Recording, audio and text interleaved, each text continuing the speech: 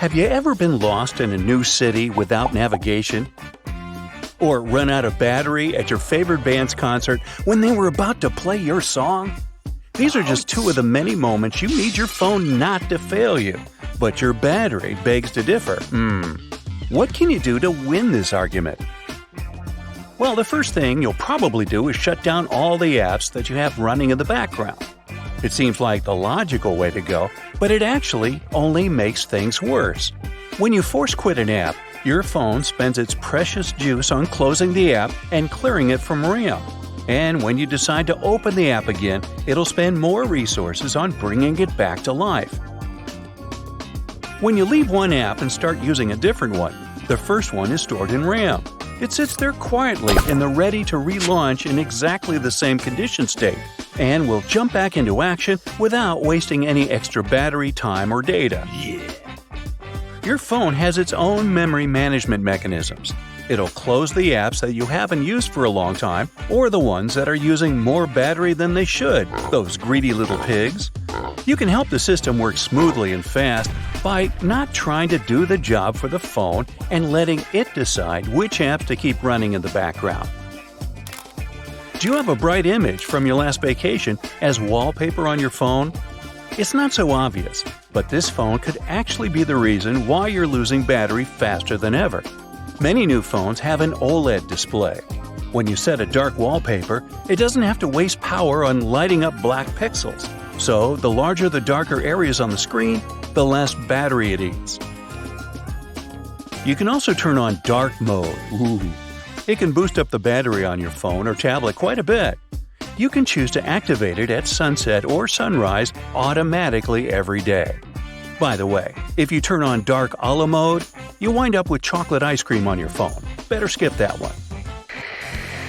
One solution that always helps, both on phones and laptops, is adjusting the screen brightness. You can deactivate the automatic brightness mode to save some juice. It's brought to you by a light sensor that spends even more power on collecting and analyzing data about the surroundings to pick the right light level. You can manually dim your screen brightness to a comfortable level and not waste energy on something you don't really need. You can also shorten the auto lock time to a minimum. The sooner your screen goes off when you're not using the phone, the less energy it's eating. The default timeout is 30 seconds for most phones, but you can bring it down to 15, twice as fast. Could be a great energy saver for you. Do you like to charge your phone from 0 to 100%? Or maybe even let it eat some extra juice after it hits the 100% mark? Well, you aren't doing the battery any good like this. Experts say that the best range is between 25 to 85% if you want your battery to last longer and live a healthier life. If you let the lithium-ion battery go down to 0 all the time and then juice it back up, this can wear it out faster than normal. Another possible solution for your hungry battery is a portable charger. They come in all possible shapes, colors, and sizes. You just need to decide how much power you want from it. There are models that can help your phone last until the end of the day, and some stronger ones that will keep you covered for an entire weekend. You do need to charge your portable battery before it can feed your phone, but don't overdo it. Only charge when you're about to use it, because the more power you run through it, the shorter it will serve you.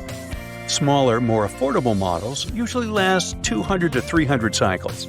If you don't use it that much, at least charge it once every 3 months to keep the battery active. And yes, it's perfectly safe to use your phone while it's charging from your new external battery. Have you already tried buying a charging phone case for your favorite gadget? It's a perfect option for you if you spend a lot of time away from the outlet. But then again, don't we all? Also, it doesn't take up any extra space in your bag, unlike an external battery. It does make the phone itself bulkier, though.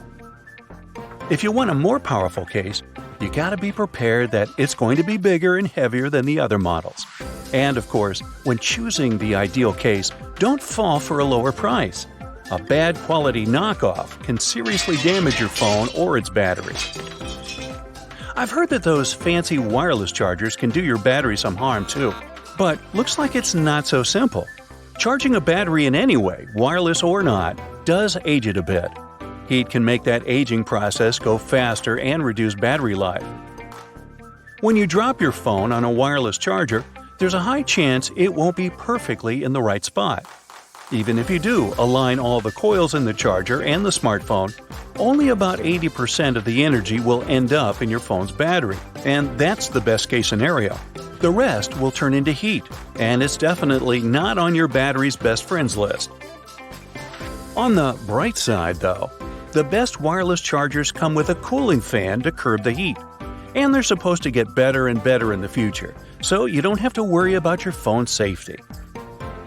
I'm sure you know that turning on airplane mode on your phone is the easiest way to save some precious battery.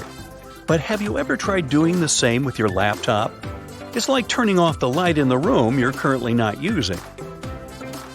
If you have to finish an important text or presentation and have all the data you need in the document, you don't really need to have YouTube, Facebook, and your favorite chat room on at the same time, do you?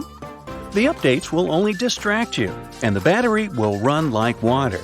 On Windows, you can simply enable airplane mode in the Home tab. Macs don't have that function, but you can just turn off Wi-Fi, Bluetooth, and location services. It's kind of the same. Now, if switching on airplane mode is so great, turning the phone off completely should be even better, right? Not really. It won't do the trick, especially if you're planning to use it again in an hour or so. The whole switching on-off thing takes too much battery power. At some point, your phone screen just won't light up anymore because while you were trying to save energy, you've drained the battery completely. Now, is your operating system up to date? It's not just a marketing plot that manufacturers have invented. They actually do constantly improve the OS.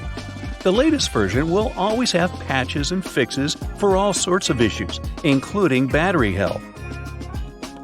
And newer operating systems work better with newer technologies. Most updates should download automatically, but if you see anything new when you check them manually, just grab it. Your phone will love it. When you install a new app, you often just agree to everything because you can't wait to try it out. Guilty as charged.